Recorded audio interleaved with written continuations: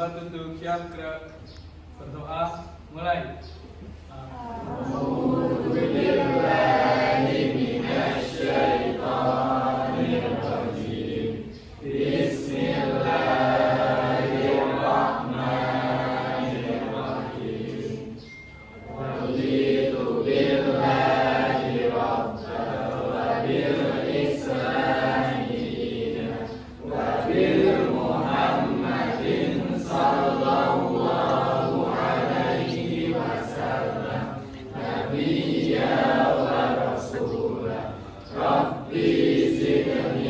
Untuk hari ini, apakah ada yang tidak berangkat atau hadir semua?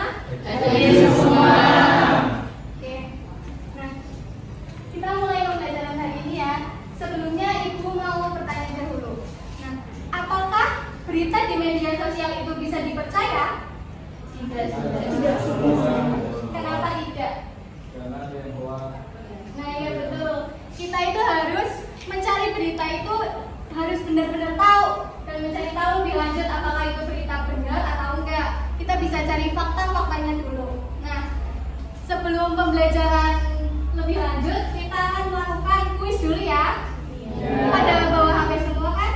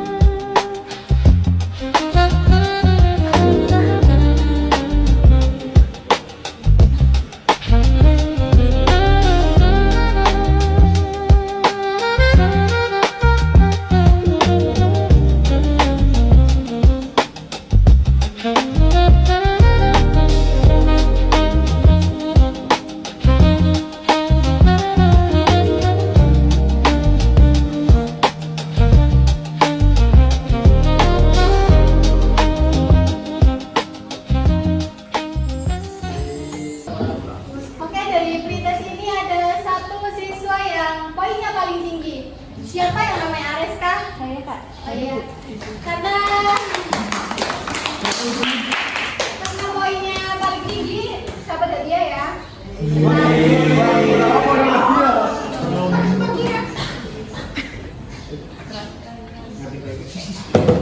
Ayo. Dapat pulpen sama tip X. Terima Ayo.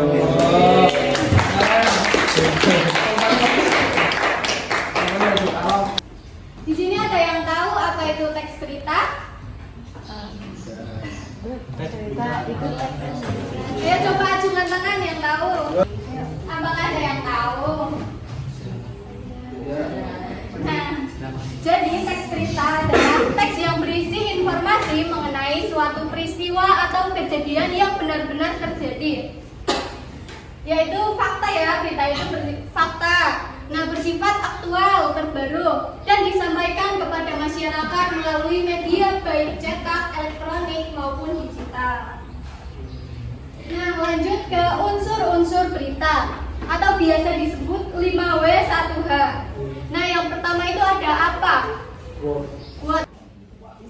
Yang kedua ada who atau siapa. Nah, who itu menjelaskan siapa yang terlibat atau terkena dampak dari peristiwa tersebut. Lalu ada when atau kapan, itu menjelaskan waktu terjadinya peristiwa seperti hari, tanggal, dan jam. Nah, lalu ada where atau di mana, ini menyebutkan lokasi terjadinya peristiwa. Lalu ada why, kenapa, menjelaskan penyebab terjadinya peristiwa. Dan yang terakhir ada how atau bagaimana, ini tuh memaparkan bagian peristiwa itu berlangsung, yaitu kronologi kejadian. Judul berita. Judul itu bagian di paling atas yang berfungsi menarik perhatian pembaca. Lalu ada teras berita adalah bagian pembuka yang berisi informasi paling penting. Dan yang terakhir ada tubuh berita yang berisi penjelasan lebih rinci mengenai peristiwa yang diberitakan. Nah, sekarang kita akan mencoba menganalisis berita. Kita cari tahu unsurnya, gagasannya, atau medianya. Nah, kalian bisa baca dulu ya berita tentang usul Menteri BPPA usai tragedi kereta Bekasi, gerbong ujung buat lagi. Nah, baca waktu 5 menit cukup nggak?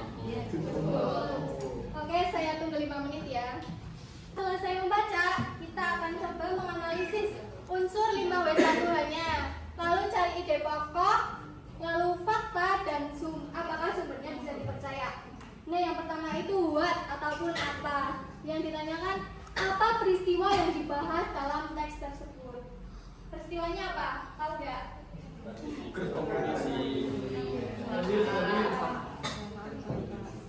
Nah ya, jadi peristiwanya itu ada kecelakaan kereta api antara KRL dan KA Argo Bromo Anggrek di Bekasi Timur, serta usulan perubahan posisi gerbong khusus wanita.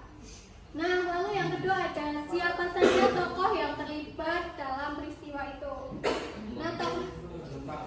Nah ya betul.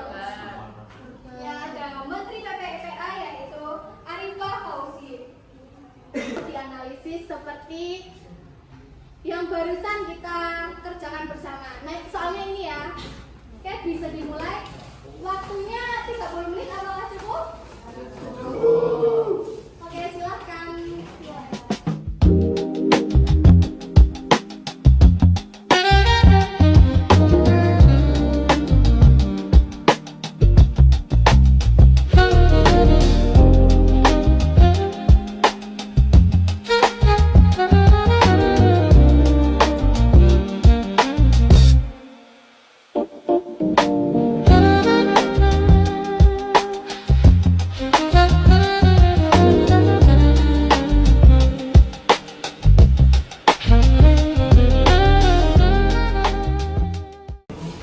Oke, 30 menit sudah berlalu. Sekarang waktunya presentasi ya. Apakah ada kelompok yang mau maju ke depan? Oke, kelompok 4 bisa maju ke depan ya.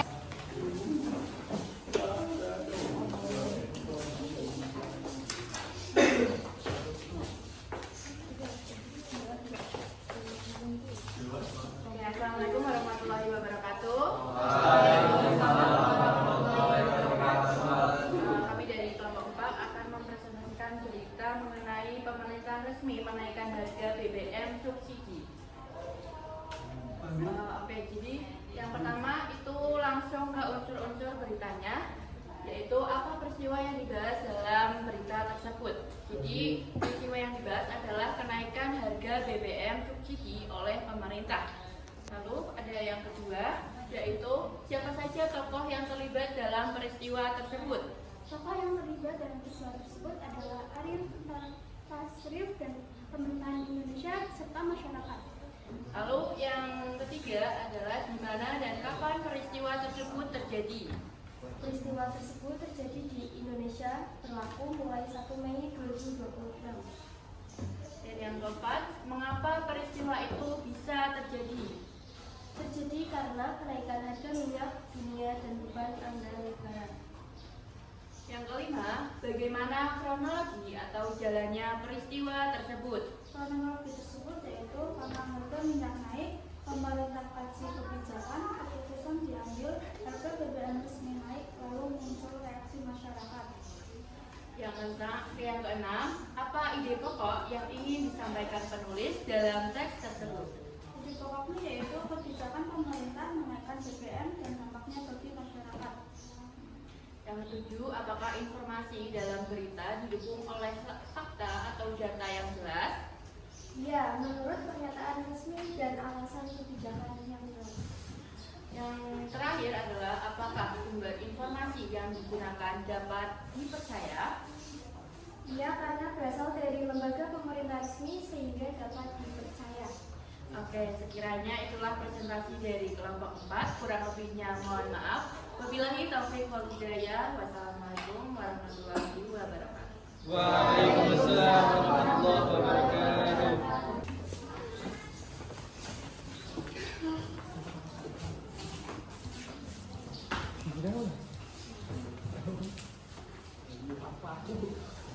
Assalamualaikum warahmatullahi wabarakatuh.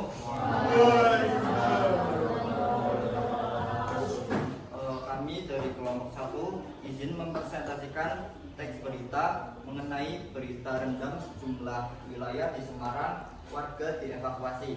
Dan kami akan mengidentifikasi beberapa unsur pada berita ini. Pertanyaan yang pertama yaitu apa peristiwa yang dibahas dalam teks tersebut, yaitu banjir yang merendam wilayah Semarang dan evakuasi warga. Yang kedua, siapa saja tokoh yang terlibat dalam peristiwa itu, yaitu Heverta Gunariyati Rahayu. Yang kedua, petugas BPBD dan tim SAR. Yang ketiga, warga yang terdampak. Kemudian pertanyaan yang ketiga yaitu di mana dan kapan peristiwa tersebut terjadi. Tempatnya itu di Semarang, waktunya itu Jumat 2 Mei 2026. Pertanyaan yang keempat yaitu mengapa peristiwa itu bisa terjadi. Penyebabnya yaitu curah hujan yang tinggi dan sistem drainase yang buruk. Pertanyaan yang kelima, bagaimana kronologi atau jalannya peristiwa tersebut? Kronologinya yaitu pertama hujan deras, lalu air meluap, selanjutnya banjir merendam rumah warga dan petugas mengevakuasi warga serta pemerintah siapkan bantuan. Yang keenam yaitu apa ide pokok yang ingin disampaikan penulis dalam teks tersebut? Ide pokok yang ingin disampaikan oleh penulis yaitu dampak banjir dan upaya penanganan yang dilakukan oleh pemerintah. Pertanyaan yang ketujuh yaitu apakah informasi dalam teks didukung oleh fakta atau data yang jelas? Ya, terdapat catatan ketinggian air, ombak dan pernyataan pejabat.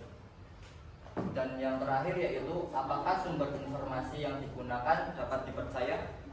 Sumber ini mengacu pada laporan pemerintah daerah dan petugas resmi sehingga dapat dipercaya. Sekian presentasi dari kelompok kami, kurang lebihnya mohon maaf. Sekian, wassalamualaikum warahmatullahi wabarakatuh. Waalaikumsalam warahmatullahi wabarakatuh. Oke, karena kelompok 1 dan kelompok 4 sudah berani maju, kita kasih tepuk go dulu ya. Pada tahu kan? Oke. 1, 2, 3. Dikasih apa? Dikasih C, kasih O, kasih W. Wow, keren. Wow, wow, keren. Wow, keren. Wow, wow, keren. Karena kelompok 1 dan kelompok 4 sudah berani maju, sekarang ada hadiahnya ya. Oke, perwakilannya bisa maju. Untuk